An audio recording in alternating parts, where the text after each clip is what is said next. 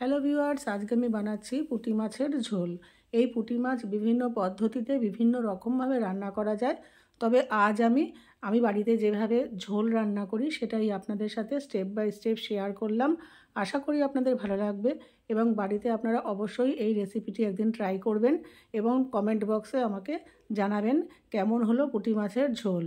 আর আমার চ্যানেলটিকে যদি ভালো লেগে থাকে, আমার রেসিপিগুলো যদি ভালো লেগে থাকে, তাহলে আমার চ্যানেলটিকে অবশ্যই সাবস্ক্রাইব, লাইক, শেয়ার ও কমেন্ট করবেন।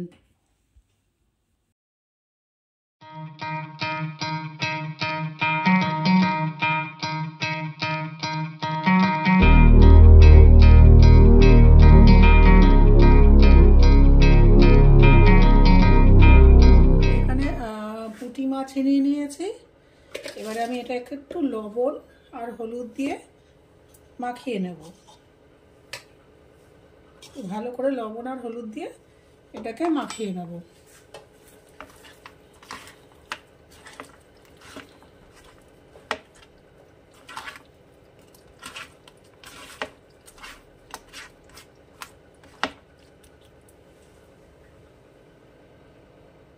আমি এখানে নিয়ে নিয়েছি আস্ত জিরা, শুকনো লঙ্কা আর সর্ষে, কালো সর্ষে। এই তিনটে আমি একসঙ্গে পেস্ট করে নেব। আমি গ্যাসে একটা প্যান নিয়েছি, দিয়ে দিলাম সর্ষের তেল। মাছটা ভাজার জন্য নিয়ে নিলাম সর্ষের তেল। গ্যাসে তেল গরম হয়ে গেছে। এবারে আমি মাছগুলোকে ভেজে নেবো, অল্প অল্প করে ভেজে নেবো। সব একসঙ্গে ভাজলে পরে ছোটো মাছ গায়ে গায়ে লেগে যাবে।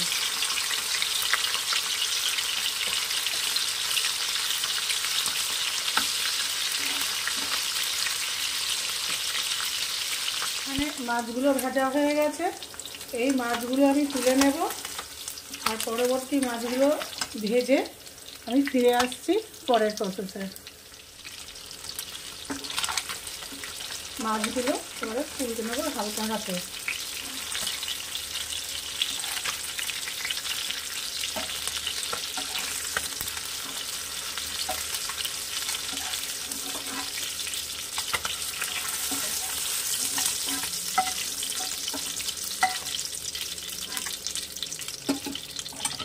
এইবারে দিয়ে দেবো এখানে অল্প সামান্য ফোড়নে দেব একটু কালো জিরে, দিলাম। দিয়ে দেব দুটো ছোট কেটে রাখা পেঁয়াজ।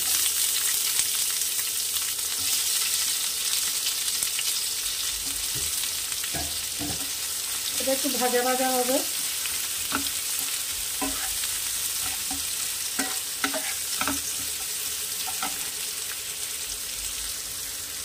পেঁয়াজটা একটু সফট হয়েছে, এটাকে আমি পুরো লাল করে ভাজবো না, জাস্ট একটু সফট হবে তাহলেই হবে। এবারে আমি এর মধ্যে দিয়ে দেব একটা বড় চামচে আদা রসুন বাটা।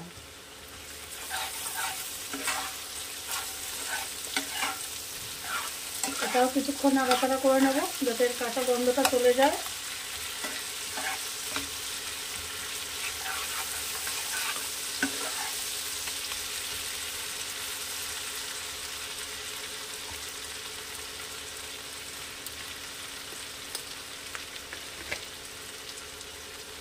এবারে দিয়ে দেব যে পেস্ট করে রাখা মশলাটা।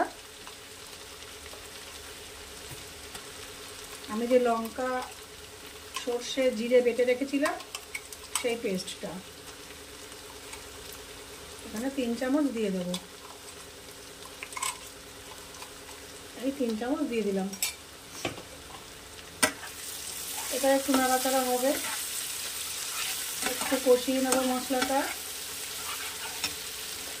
এর সাথে দিয়ে দেবো এখন হলুদ আর একটু দেবো লবণ। লবণটা আবার পরে যদি দরকার হয় মেশাবো, নাহলে দরকার নেই। একটু দিয়ে দেবো লবণ।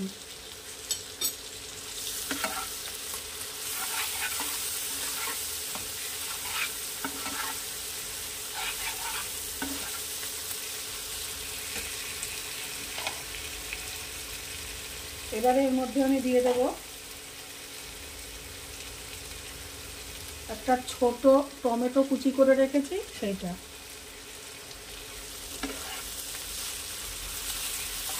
দিয়ে আমি এবার এটাকে লো ফ্লেমে একদম লো হিটে 2-3 মিনিট কষাবো।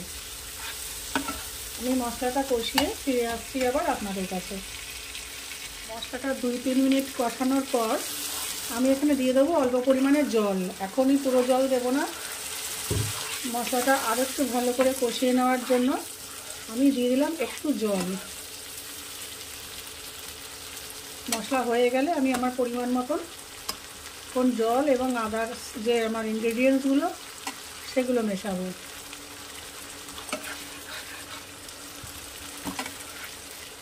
এটা একটু ভালো করে কষানো হবে।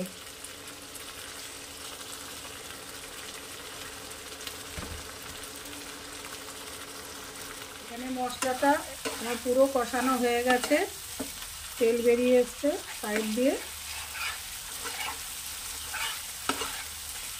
এবারে দিয়ে দেবো ভেজে রাখা মাছগুলো।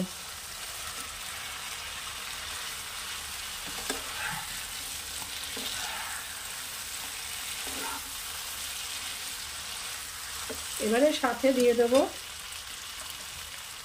আপনারা যেরকম ঝোল রাখবেন খেতে চান সেরকম ঝোল দেবেন। যদি একটু ঝোল খেতে চান রাখবেন, একটু জল বেশি দেবেন। আর যদি একদম ঝালের মতন খেতে চান তাহলে জলটা কম দিয়ে একদম গামাখা তৈরি করবেন। এটা একটু ঝোলটা ফুটে আসুক, তারপরে আমি চলে আসছি পরের স্টেপে।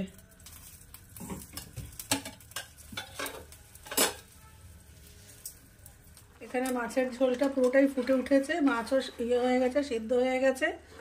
আপনারা আপনাদের এখানে টেস্ট অনুযায়ী মানে স্বাদ অনুযায়ী লবণ অ্যাড করবেন। দিয়ে দিলাম কাঁচা লঙ্কা, আর সবার শেষে দিয়ে দিলাম একটু ধনেপাতা কুচি। আমি এটা এরকম একটু ঝোল ঝোল রাখবো, আপনারা ইচ্ছা করলে এটাকে একদম গামাখা করে নিতে পারেন, তাহলেও ভালো লাগবে। একই ব্যাপার। ফিরে আসছি আপনাদের কাছে প্লেটিং করে।